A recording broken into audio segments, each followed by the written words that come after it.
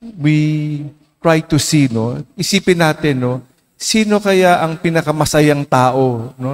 Who do you think are the happiest people in the world? Sino kaya? Aside from little children, I think the happiest people, hindi naman yung walang problema eh. Hindi naman yun eh. Ang palagay ko, pinakamasayang tao, isang tao na konektado sa Panginoon Diyos sa pamagitan ng panalangin. Those who pray, always in prayer. When we say prayer, hindi yung sa dami ng salita, no? O sa dami ng rosaryo, sa dami ng misa, yung talagang nakababad para makinig kung ano yung mensahe ng Panginoon Diyos. Kahit na gaano karaming problema, dahil kasama ang Diyos sa panalangin, in communion with Jesus, then these are people who are happiest. Kaya lampasan lahat ng pagsusubok dahil kasama ang Panginoon. Hindi para alisin yung problema, kundi para samahan tayo sa pagbubuhat ng mga krus na nangyayari sa ating buhay. These, I believe, are the happiest people, like the saints. Ang daming pinagdaanan na paghihirap, ang daming dinaanan na pagsusubok, pero hindi naman natinag dahil sa lakas ng Panginoon na nakukuha sa panalangin, sa laging always in communication with our Lord Jesus Christ. No? Laging one with God in prayer.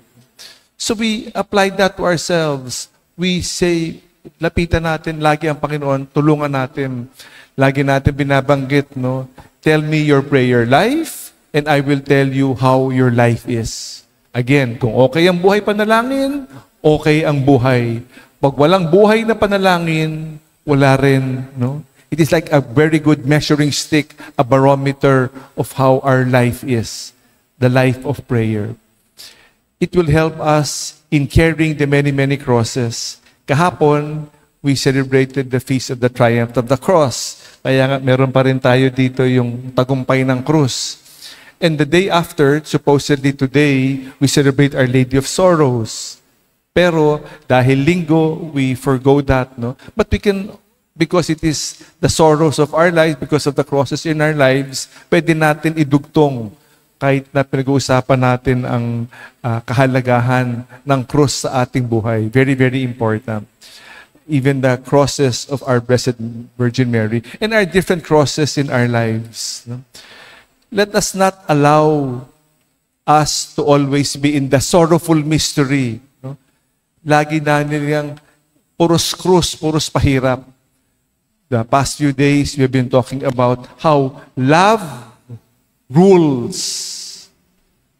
Pag-ibig ng Diyos ang umiiral. Hindi sorrow rules. The pains of our lives rule. Unforgiveness, hatred, anger ang namumutawi sa buhay natin. Bakit ganyan, no? No. Let us allow these crosses, the pains, the difficulties, we can transform this with the love of Christ. And let that be the ruling power in our lives, the love of God. Pwede naman eh. Pwede naman eh. Paano gawin natin yan? Again, no, the past few days, bakit natin pinagkakait yung I love you? Bakit ayaw natin sabihin sa mga tao, no? Naku, baka sabihin sa akin, no, may crush ako dyan. Naku, maraming baka sabihin sa akin na binubola lang ako nito. Why do we delay being an instrument of love by affirming the other? Why do we delay? Why do we keep delaying? No? Every time we delay for people who deserve our love, it is being unjust. It is even being sinful. Pag pinapagkait natin to, wag natin to ipagkait. Let us be generous as God wants us. We share that love. Ibahagi natin. Ito yung mabuting balita. God's love. And what better way to say this is by I love you. Pero dahil nangingibabaw nga yung galit, nangingibabaw yung sakit, yung daladala kong bagahe, kaya damay-damay na lang tayo. I am sad. Might as well be sad. Might as well not share the good news and allow suffering to rule our lives. the sorrows of our lives reigning in our lives, nangingibabaw. Hindi. Allow us to be able to transform this, to be able to overcome the crosses, the difficulties of our lives. That is why we are reminded beautifully of the gospel readings. Deny yourself, take up your cross, and follow. We follow Jesus. It is not an easy teaching, but let us allow love to rule, mangingibabaw sa ating buhay. Sa gitna ng mga pagsusubok, no, sa dati pinapasan, no, pain is a great teacher. Suffering is a great teacher. Kaya nga sinabi sa Ebanghelyo, no, nung kinukwento ni Jesus, na He will have to suffer, He will have to die, and He will be raised again, no? Lumapit si Pedro kay Jesus, sabi niya, naku, sana hindi mangyari. No? Kaya mismo rin sa oras na yun, tinawag ni Jesus si Pedro at sinabing, Satanas, lumayo ka sa akin.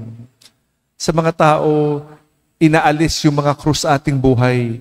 Hindi pwede. Kailangan natin ng krus eh. May isang kwento nga, no? Meron siyang cross, no? Life-size cross, no? Na buhat-buhat. Sabi niya, bigat-bigat naman ito. No? Sabi, kailangan mo yan para makatawid ka. No? Sabi niya, naku, ang hirap-hirap naman ito. So ginawa niya, pinutol niya yung cross. No? Pinutol niya, ng pinutol, hanggang lumit na yung cross niya. No? Finally, dumating siya sa isang bangin. No? Kailangan niya yung cross para makatawid. Pero hindi siya makatawid kasi ang liit-liit na ng cross na. Pinutol niya ng pinutol para gumaang yung dalahi niya. Pero alam naman natin, dahil doon, hindi siya nakatawid. Dahil sa mga shortcut, dahil sa mga pampagaan ng buhay, kailangan natin ng cross para tayo makatawid. There is no other way. There is no shortcut. Not that when we carry the cross, do we have our miserable lives? No. But because of the cross, because of Christ on the cross, He will help us to cross over.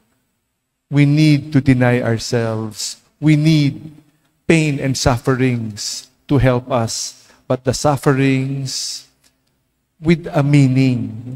I will sacrifice because of a higher cause. Not because of a God who is sadistic. No? Napakasadista naman ito. No? Para tayo maghirap at magdusa. Hindi, para tayo'y mas lumalim. Lastly, magugulat tayo, no? May mga puno, kung gaano kalaki yung puno, ganyong kalaki yung ugat. Kaya, dahil sa dami ng ugat, meron tayong panlaban sa mga sugat para tayo makabangon muli sa lahat, no? Imagine, ganyan pala kalalim yung mga ugat na yan. Mas mataas, mas malalim yung ugat. May mga puno pa nga, doble yung ugat kaysa sa laki ng puno. Imagine gaano kalaki yan, no?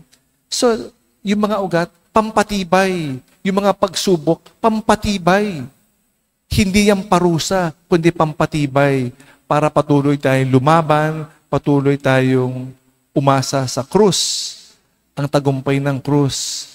The sorrows of our lives to help us to overcome this and trust in Him, not on ourselves, but in Him.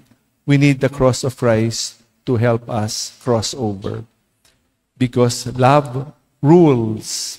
We thank God for this reminder today.